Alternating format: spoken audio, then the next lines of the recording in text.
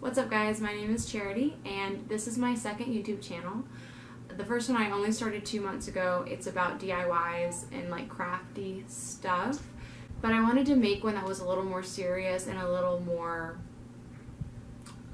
personable, more open. And so I'm going to do like vlogging and things like that, but my main goal is I want to raise awareness for rheumatoid arthritis and especially juvenile rheumatoid arthritis.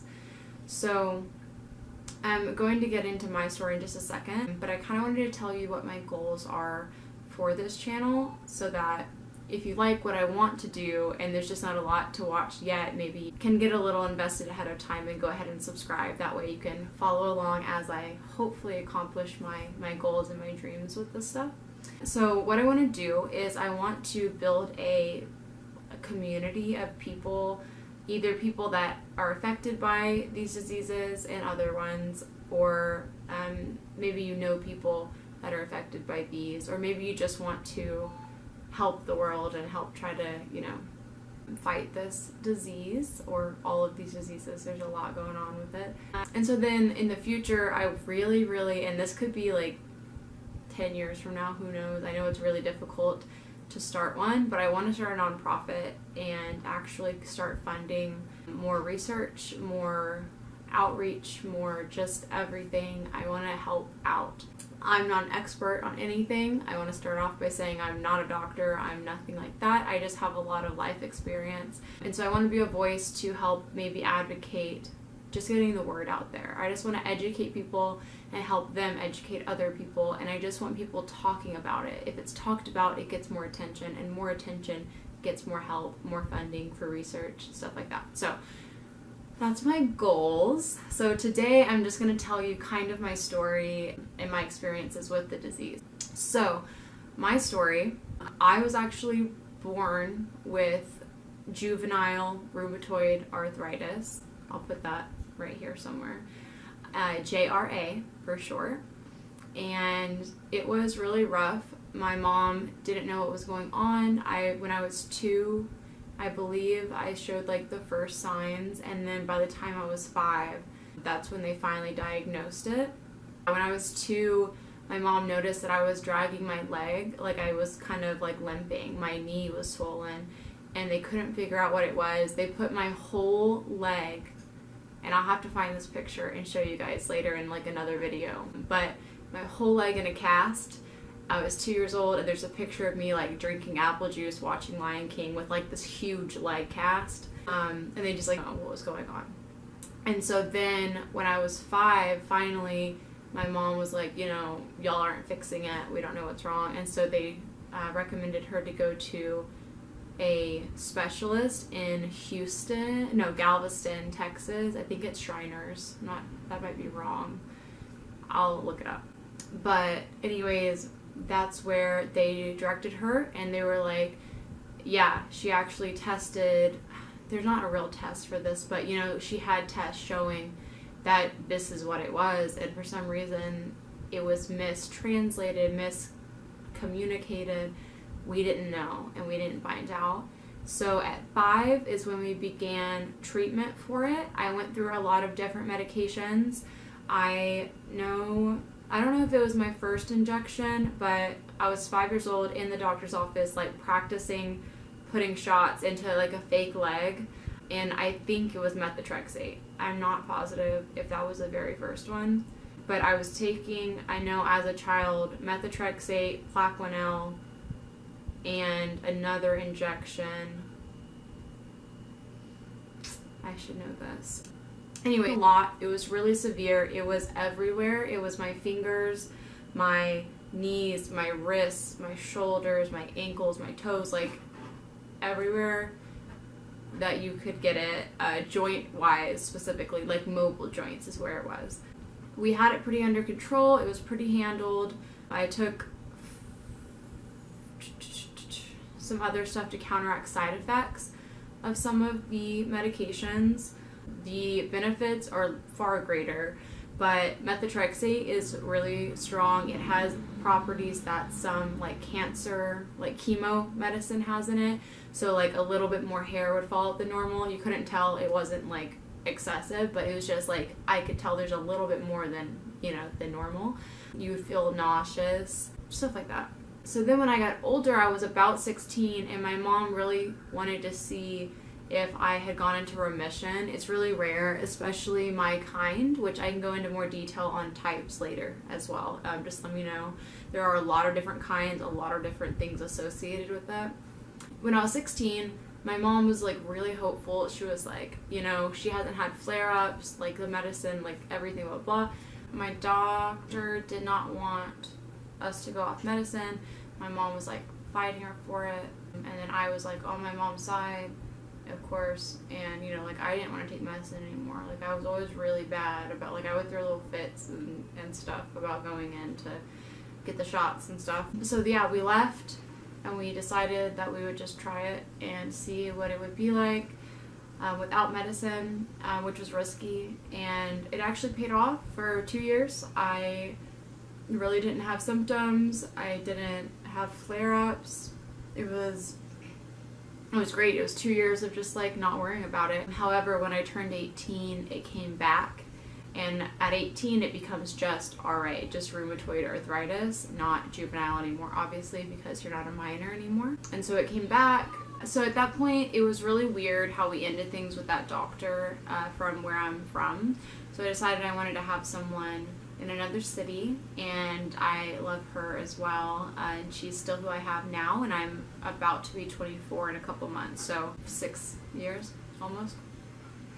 And what we ended up doing at that point, you know, she really looked at it as, well, now that you're older, you're 18, not that you're planning on having children, but, you know, you're of childbearing age. So she was like, methotrexate's really bad for that. You know, all of certain things are really bad for that, even if, like, you weren't planning it and it happened, which happened to me.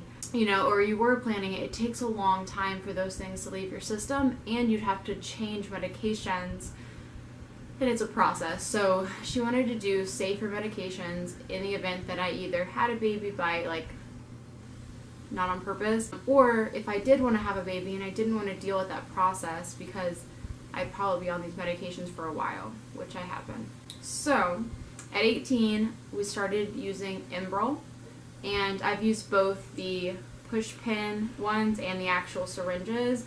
And at that point, we started doing them at home more, and I didn't go in to get them. I just went in for checkups and blood work and things like that. I was also in college then, so I've always just been bad about my medicine, and it's the worst thing, worst flaw, worst whatever about me is that I'm very bad with being on my scheduled medicine and all of that, but luckily I've maintained a pretty healthy life. I can do almost anything I want to do. I do have limitations. This is a very painful disease.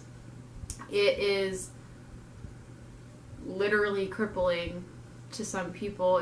That happens and you become crippled if you don't take your medicine and things like that. And as I got older, it actually started to scare me more and more, and I started thinking about myself when I'm older. You know, what kind of job do I want? I don't want to be on my feet at this point, and how bad is it going to be at that point if I'm not taking my medicine? So I'm starting to slowly get better and more mature.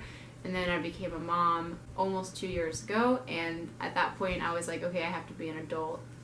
So for the most part I'm better, but anyways, it's really painful. Now, from my perspective, it's different, I feel, because juvenile arthritis, I was born with that, right? I was born with the pain, I guess. Now, it didn't start flaring up until I was around 2, but my point is, I haven't known anything different.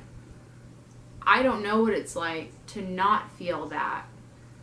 So, my point with saying that is not like, pity me, it's terrible, but I'm actually lucky because I've seen a lot of videos. Like I said, I was trying to watch a lot of people and see who's like in this niche on YouTube, and a lot of them, it's newer, you know, it's recent, it's when they were 18, it's when they were 25, whatever. I don't know anything different, and so I like to look at it as I'm really lucky because I don't think I feel the pain like they feel the pain, if that makes sense. I'm so used to it that even if it flares up, yeah, it hurts. I can't bend my leg all the way, for a week or whatever, and my fingers are swollen and they hurt and it's hard to open things, but it's not something that can stop me, usually, from my everyday life, which I find that as a very big, blessing. That's how I look at it. Instead of being upset and being negative about the cards that I'm dealt, I try to look at it in positive ways. I think, and I hope this isn't offensive to people who have it this way, but I feel like I prefer what I went through versus getting it later in life and not knowing what it's like, how to understand it, because it's a very complicated disease. Basically, what rheumatoid arthritis is, I'll talk about myself, sorry. My body is a little confused. So you have your T cells, right? Those are the cells in the body that attack bad stuff. They attack, say you get the flu. So there are bacteria in your blood and in your body, and those T cells go and they attack it and try to kill it away and, get rid of it so that you feel better. My T cells are confused. And the joints it's the joints, and then there's a little sac of fluid around it. I believe it's called synovium. Synovium? Correct me if I'm wrong. Again, not a doctor. And then there's a lining, and then there's cartilage and tendons and all of that stuff. There's tissue and there's the fluid. And the T cells, for some reason, believe that the synovium and the lining in that area, they believe that those are targets, that those are bad things. And so they begin attacking. I wish I had something to hold. But the T cells begin attacking the healthy tissue and the healthy stuff around my joints. So it's healthy and it's perfectly fine, but the T cells think that it's bad. So they start attacking it, and so it becomes inflamed. It becomes painful because it's just constantly attacking it when there's nothing to attack.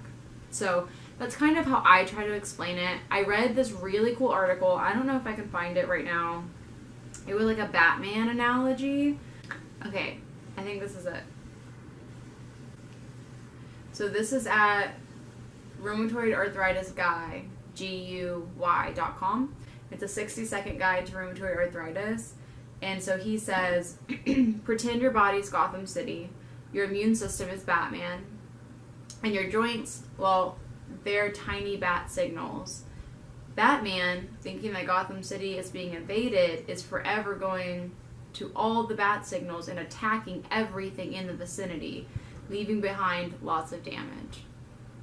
He never seems to realize that these bat signals are actually false alarms. I think that is the most amazing analogy that I've ever heard. Look that up if you want to find more stuff there. But yeah, so now that I've had a baby and I plan on having more, I was taking Enbrel. However, then I got psoriasis, which is actually because of my autoimmune disease. And also IBS, that's fun. And I get a lot, just little sicknesses. But because of the psoriasis, my Enbrel was actually supposed to be a type of medication that can also help psoriasis, and it obviously wasn't helping. So we switched to something that is called Cimzia. And this is a new process for me. I'm still kind of getting into it. I like it because I take the shots less often and they're less painful than Enbrel. But we'll see how it works. It looks like it's starting to help the psoriasis a little bit. Luckily for me, it's not anywhere very visible. It's on my scalp and the back of my neck. So there's that. I went through a lot of different treatments for it. I got scalp injections of some steroids and things like that. These are all really new symptoms. And then finally, in the most recent, and I've only gone to the doctor once about it, is I'm having chest pain. And it started randomly on a Friday night, and it was so bad I could hardly move. And I went to the emergency room the next day, and they couldn't figure out what it was. I finally went to my specialist, and I was like, I'm having this chest pain, and it hurts when I touch it a little bit, and it really hurts if I lean forward or like lay down. And she informed me that there are a lot of things, which I'll talk about this in other videos, where there can actually be swelling in, you know, joints in your like ribs that don't actually move, but they're still joints. And then also there are linings, you know, around your lungs, around your heart, things like that that can also swell. So that's what we're kind of looking into and trying to figure out what it is and if it's something more serious. So I don't think so. I think it's okay. It's just like a little bit of pain, and I take steroid pills for it, and it kind of helps it until it goes away. And then if it comes back again like it has the past couple of days, then I'm going to start taking those again, and we'll see. So that was a little bit about me and kind of what I want to do with this channel, what I want to say.